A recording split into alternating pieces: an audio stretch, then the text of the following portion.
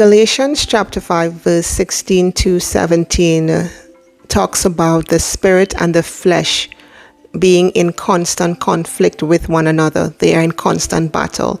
I know that there are so many reasons as to why this is so, but one thing I would like to center upon is that on one side, the spirit is trying to expose, and on the other side, the flesh is trying to hide.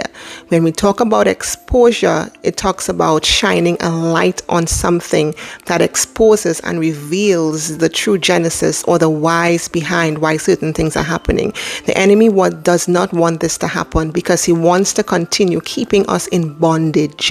He wants to continue keeping us in a state of blindness and deafness and the inability to discern well what is taking place around us. So we will never ask for healing. We will never think that we need deliverance.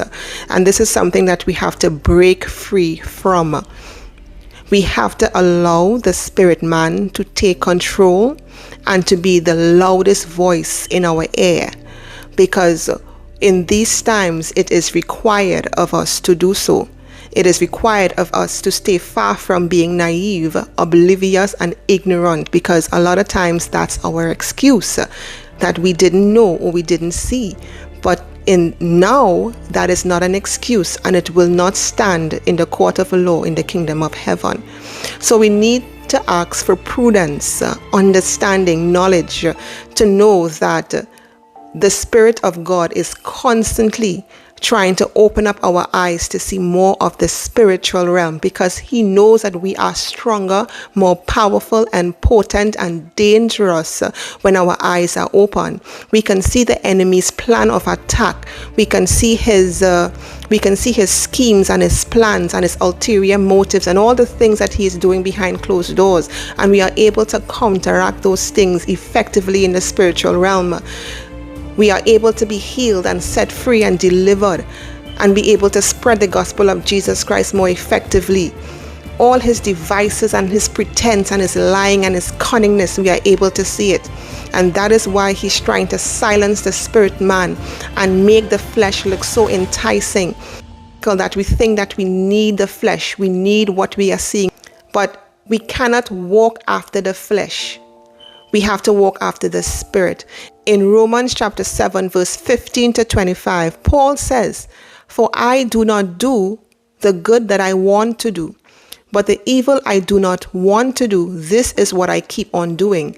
Let that not be our story in these times. We have enough information. We have enough knowledge.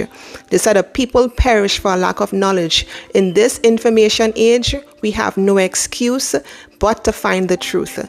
God is not going to hold our naiveness, our ignorance, or our oblivion as a reason or an excuse as to why something did not get done or why we slacked off. It is not going to stand in the court of law in the kingdom of heaven.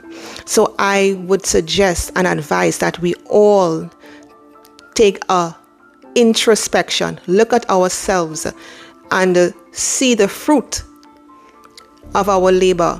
And then we can identify if the spirit man is the loudest voice that we hear, or is it the flesh, the loudest voice that we hear. And we move forward and we silence the flesh. And the way how we do that is through praying, being consistent, fasting, seeking God, and continually walking after his ways. So I pray that you all will be blessed by this message, as I have been, and I have been convicted by it as well. So I pray that the conviction of this message shall reach the ears of those that the Lord sends to hear it.